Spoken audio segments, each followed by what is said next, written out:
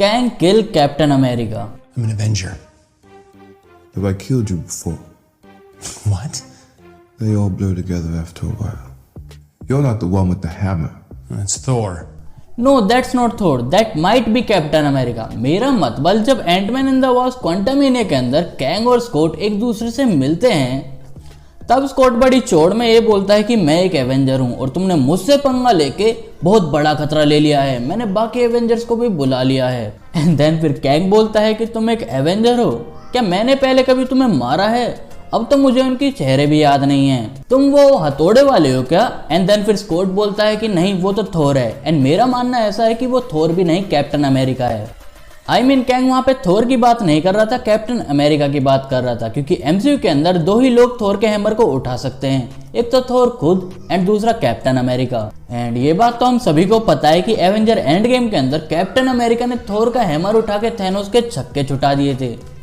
End of course ये movement लोगों के लिए काफी वाव मूवमेंट था, जिसपे हर किसी ने तालियां बजाई थी, लोग पागल हो गए थे। बट मेरा पॉइंट यहाँ पे ये है कि कैंग जिसके बारे में बात कर रहा है वो कैप्टन अमेरिका है, ना कि थोर, क्योंकि कैप्टन अमेरिका ने भी थोर का हैमर उठा रखा है। एंड एवेंजर एंड गेम के अंदर कैप्टन अमेरिका सारे इन्फिनिटी स्टोन को उनकी प्लेस पे वापस रखने जाते हैं, but captain America infinity stone के साथ थोर के हैमर को भी उसी टाइम पे वापस रखने जाते हैं जहां से वो आया था। I mean captain America time stone को रिटर्न करने जाते हैं 2012 में एंशिएंट वन के पास, देन पावर स्टोन को वापस करते हैं 2014 में, देन टेसरेक्ट स्पेस स्टोन को वापस करते हैं 1917 में, एंड ऑल्सो 2012 में माइंड स्टोन को रिटर्न करने जाते हैं हाइड्रा के पास, जो कि कैप्टन के लिए थोड़ा मुश्किल रहा होगा। बट देन फिर रियलिटी स्टोन को जेन फोस्टर के अंदर दोबारा घुसाना, जो कि कैप्टन अमेरिका के लिए नामुमकिन सा ही होगा लगभग। And then at last soul stone को रेड स्कल के पास रिटर्न करना, और कैप्टन अमेरिका ने रेड स्कल को देख के एक ही बात बोली होगी, आई मीन ऐसा भी हो सकता है कि जब कैप्टन अमेरिका सारे इन्फिनिटी स्टोन्स को रिटर्न करने गए होंगे क्वांटम टाइम मशीन के थ्रू, तब वहां पे कैप्टन अमेरिका को कैंग मिल गया होगा, जिसने कैप्टन अमेरिका को मार दिया होगा। मतलब हमारे यूनिवर्स के कैप्टन अमेरिका को नहीं, क्योंकि मल्टीवर्स के अंदर काफी सारे कैप्टन अमेरिका होंगे, एंड वो सारे कैप्टन अमेरिका इन्फिनिटी स्टोन्स को रिटर्न करने तो गए होंगे, एंड हमारे यूनिवर्स का कैप्टन अमेरिका तो रिटर्न आ गया था ओल्ड होकर। एंड इस पॉइंट पे मैं ये कहना चाहूंगा कि कैंग ने किसी और यूनिवर्स के कैप्टन अमेरिका को मार के उससे इन्फिनिटी स्टोन्स और थोर का हैमर कलेक्ट कर लिया होगा, क्योंकि एक बार आप खुद सोच के देखो कि एंटमैन किस एंगल से थोर लगता है।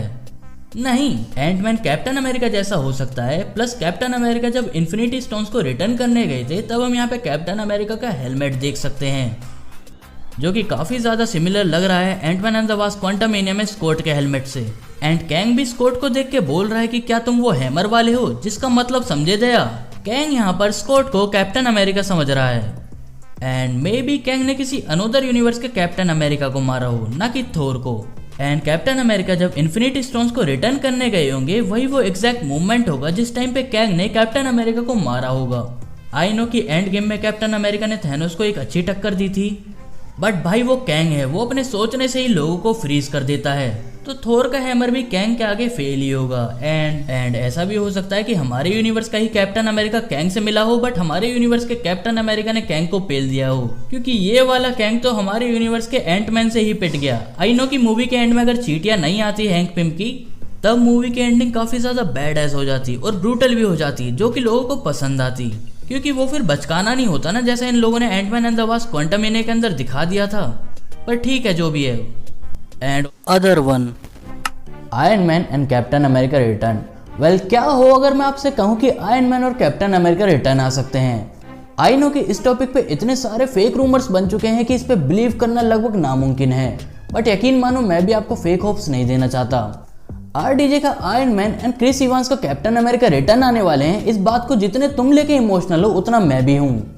कुछ टाइम पहले हल्क का रोल प्ले कर रहे एक्टर मार्क रेफालो से एक बंदे ने एक इंटरव्यू के अंदर पूछा कि कैप्टन अमेरिका, क्रिस इवांस और iron man Robert Downey junior के जाने के बाद एवेंजर्स की मूवी के बिहाइंड के सीन्स कैसे थे। एंड मार्क रेफालो ने स्माइल करते हुए कहा कि सैड, मतलब आरडीजे और क्रिस इवांस के जाने के बाद और बाकी जितने भी क्रू मेंबर थे वो खुश नहीं थे, ठीक हमारी ही तरह। बट देन उसके बाद मार्क रेफालो बोलते हैं कि but there is a time machine. मतलब यहाँ पे मार्क अपना ये पॉइंट रखना चाहते हैं कि जो एवेंजर एंड गेम में टाइम मशीन बनाई थी वो अभी भी एग्जिस्ट करती है। और जैसे हल्क ने एवेंजर एंड गेम के अंदर स्कॉट को बूढ़ा या जवान करा था, वैसे ही हल्क बूढ़े कैप्टन अमेरिका को दोबारा जवान कर सकता है। सो नो मैटर व्हाट की कैप्टन अमेरिका की एज कितनी होती है, बट वो दोबारा जवान हो सकते हैं अनटिल अनलेस वो मर ना जाएं। बट ये फॉर्मूला टोनी स्टार्क के लिए लागू नहीं होता, क्योंकि टोनी ने खुद को स्नैप करके सेक्रीफाइस करा था एंड अब वो जिंदा नहीं है। तो हल्क अगर टोनी के सूट को टाइम मशीन के अंदर डालेगा तो फिर वो सूट नहीं होगा, ना कि टोनी वापस आ जाएगा। बट मार्क आगे इसी इंटरव्यू में बोलते हैं कि there is a time machine और अल्टरनेट यूनिवर्स एंड रियलिटीज। और इसका मतलब समझे दया, इसका मतलब ये है कि काफी सारे अल्टरनेट यूनिवर्स एग्जिस्ट करते हैं और काफी सारी रियलिटीज एग्जिस्ट करती हैं, काफी सारे डायमेंशंस एग्जिस्ट करते हैं, जिसके अंदर मेन यूनिवर्स का आयरन मैन ना सही बट किसी और यूनिवर्स का आयरन मैन जरूर होगा। एंड जो बंदा मार्क से क्वेश्चन पूछ रहा था वो रॉबर्ट डाउनी जूनियर के लिए पूछ रहा था, तो फिर चाहे आयरन मैन चाहे किसी भी यूनिवर्स का हो, वो रॉबर्ट डाउनी जूनियर ही होगा। एंड कैप्टन अमेरिका को टाइम मशीन के अलावा भी एक वे है जिससे वापस लाया जा सकता है, बट उस वे को जानने के लिए पहले हमें एवेंजर एंड गेम में जाना होगा।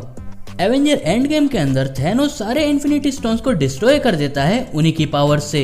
एंड थैनोस बोलता है कि मैंने उन इन्फिनिटी स्टोन्स को माइक्रो लेवल पे वैनिश कर दिया है। हम सभी को उस टाइम तो उस माइक्रो लेवल का मतलब समझ नहीं आया, but Ant Man and the Wasp Quantumania में जब एंटमैन छोटा होके माइक्रो लेवल पे क्वांटम रियम के अंदर जाता है, तब हमें एक प्लेस पे इन्फिनिटी स्टोन्स दिखते हैं। तो इसका मतलब ये है कि एमसीयू के अंदर अब भी इन्फिनिटी स्टोन्स एग्जिस्ट करते हैं। एंड अगर डॉक्टर स्ट्रेंज के पास दोबारा टाइम स्टोन रिटर्न आता है तो वो कैप्टन अमेरिका को दोबारा जवान कर सकते हैं, क्योंकि टाइम स्टोन किसी भी स्पेसिफिक ऑब्जेक्ट और पर्सन पे काम कर सकता है। जैसे एवेंजर इन्फिनिटी वॉर के अंदर थैनोस ने विजन को दोबारा जिंदा करा था एंड टाइम में और कुछ छेड़छाड़ नहीं हुई, बस विजन जिंदा हुआ था। एंड अगर मार्वल आगे अपनी मूवीज अच्छी नहीं दे पाएगी स्टूडियो को, जो कि वो नहीं दे पा रही, तो मजबूरन स्टूडियो को पुराने ओल्ड कैरेक्टर्स को वापस लाना होगा। बट मार्वल के पास अब भी एक ऐसा वे है जिससे वो अपनी मूवीज को हिट करवा सकता है, मैचिंग सुपर कॉम्बो बनाकर। I mean, अगर मार्वल चाहे तो डेडपूल और स्पाइडरमैन को एक साथ स्क्रीन पे दिखा सकता है, 1 बिलियन क्रॉस हो जाएंगे इजिली। क्या हो अगर तुम्हें स्क्रीन पे मून नाइट, शैन-ची और डॉक्टर स्ट्रेंज एक साथ देखने के लिए मिल जाएं। मैं बस यहाँ पे अपना ये पॉइंट रखना चाहता हूँ कि अभी बस मार्वल के फेज 4 की मूवीज की स्टार्टिंग हुई है, जिसके अंदर मार्वल ने अपने नए नए कैरेक्टर्स इंट्रोड्यूस करे हैं। और यकीन मानो मार्वल का फेज 5 अच्छा जाएगा द मार्वल्स को छोड़कर, अगर इन लोगों ने अच्छे कॉम्बोज बनाए तो, वरना भूल जाना कि मैंने ये लाइन बोली भी थी। एंड जब ह्यू जैकमैन का वोल्वरिन रिटर्न आ सकता है इतने सालों बाद, तो आरडीजे का आयरन मैन भी रिटर्न आ सकता है सीक्रेट वॉर्स के अंदर। I mean, जब ह्यू जैकमैन रिटायर हुए थे तब उन्होंने ये बात बोली थी कि वो आगे वोल्वरिन का रोल प्ले नहीं करेंगे, बट डेडपूल 3 के अंदर वो रिटर्न आ रहे हैं। एंड ऐसे ही रॉबर्ट डाउनी जूनियर के भी रिटर्न आने के रूमर्स फैल रहे हैं, तो मे बी वो भी आ सकते हैं। एंड कैप्टन अमेरिका को रिटर्न करना तो बहुत ही ज्यादा ईजी है, जैसा कि मैंने इस वीडियो में पहले बताया था आपको। एंड अगर आपको ये जानना है कि डॉक्टर स्ट्रेंज के पास टाइम स्टोन है या नहीं है, या फिर उन्हें टाइम स्टोन किस तरह मिल सकता है, तो आप मेरी ये वाली वीडियो चेकआउट कर सकते हैं। सो ऑलराइट गाइस, अगर आपको वीडियो जरा भी अच्छी लगे, खुशी हुई तो वीडियो को लाइक करें, चैनल को सब्सक्राइब करें। बाकी मैं मिलूंगा आपसे अगली वीडियो में किसी और सम टॉपिक के साथ। तब तक के लिए बाय बाय, टेक केयर।